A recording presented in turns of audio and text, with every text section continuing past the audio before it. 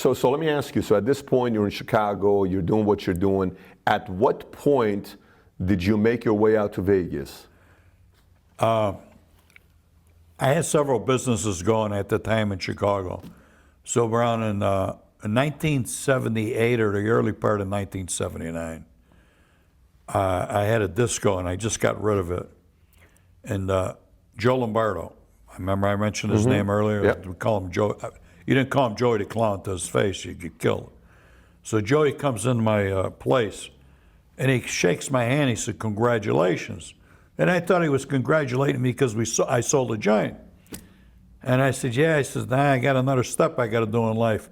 He said, "What are you talking about? You're moving to Vegas next week." And I looked at him and I said, "Well, I guess I'm moving to Vegas." The reason why I knew what he was talking about, because prior to that, Tony had asked me, Tony Spilotro, 4 or 5 times to move to Vegas with him, to be his backup guy. Was he already in Vegas or no? He was in Vegas since 1972. Oh, so way before you, like 7 years before. Don't forget, I was in jail. I didn't get out till 74. Right, 6 years. Yeah, that's right. Got it. So I said, "All right, I guess I'm moving to Vegas, but I can't do it in a week, Joe."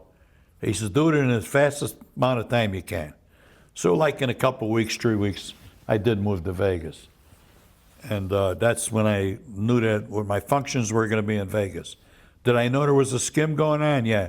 Did I know how it was going on at that time? No, I didn't want to know, but I did find out. Of course I didn't want to know.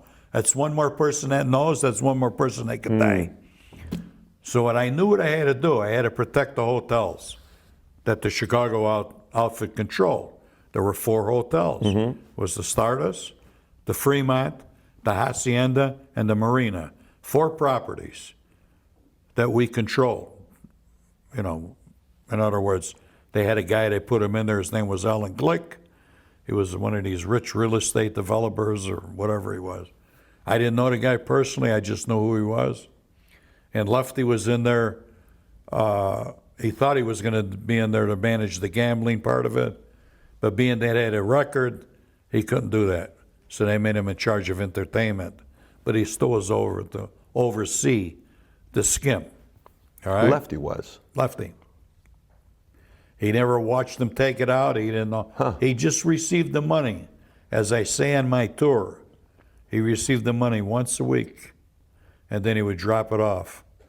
And if you've seen the movie Casino, that's the direction it went. Got it. And what ways did you make money here? Pardon me? What ways did you make money here? Obviously, there's a lot of different opportunities. What ways did I make money? Yeah. There were several ways. When I came out, Tony told me that what my functions were going to be, to make sure nobody cheated in these hotels, to shake down bookmakers, guys that were doing illegal bookmaking, get them for 20% or more. And I said, well, these guys are connected to guys in different cities. Don't worry about it. He says, just do it. He says, and you'll see what happens. So I send my guys out. No, before that, I told him, Tony, these guys got to earn a living. If we muscle these bookmakers, you're getting the money. They ain't going to do it for nothing. He said, tell them they could steal out or they could do whatever they want in Vegas. They could what? Steal, rob. From you, from them? From homes, businesses. Oh, I see. Which was a no-no at the time. I says, you sure you got the okay from Chicago? Because of what's going on here, you know, with us and the money in the casino? He says, it's all taken care of. Your guys could do what they want to do. I says, okay. So I told my guys, and man, it was like opening up a can of worms. So we got that named the Hole-in-Wall Gang. Yeah. So I did my little thing, catching cheaters in hotels, muscling bookmakers, sending that money back to Tony. But what I found out in doing that, the first guy was from Boston. I went and put the muscle on him. I sent Larry Newman. He worked for me. He was a killing machine, this guy. He also came here from Chicago? Yes. I met him in prison. He was doing 125 years for a triple murder. He only did 11 years. Where's he originally from? Some suburb in Chicago. His father, in Chicago? Yeah. Okay, got it. He was a crazy guy. Crazy. Crazier than Sam Madman or whatever? Sicker. I should say sicker sicker. than him. Yeah. Oh yeah, he was a sick man. He would kill anybody.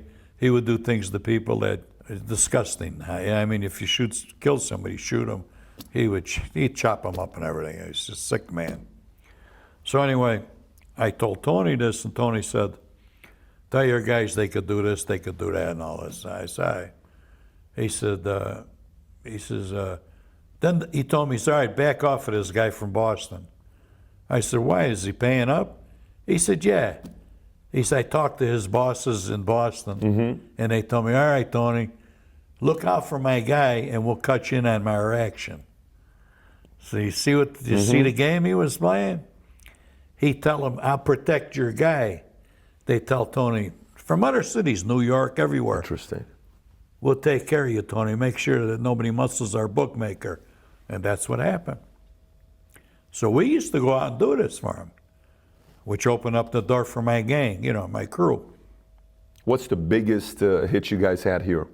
The biggest what? Biggest hit, biggest jewelry. I know you guys did a lot of different things. Yeah, a lot of different things. A couple $100,000 in jewelry, maybe $80,000 in cash. But it was plentiful. In other words, at that time, people didn't report to the government their tips, and they keep the stuff in the house. I mean, I opened up a restaurant in 3 days out there, and that's all we did was burglarize 3 houses. Here. Yeah, it was all cash. And you had a restaurant. Opened it up with the cash.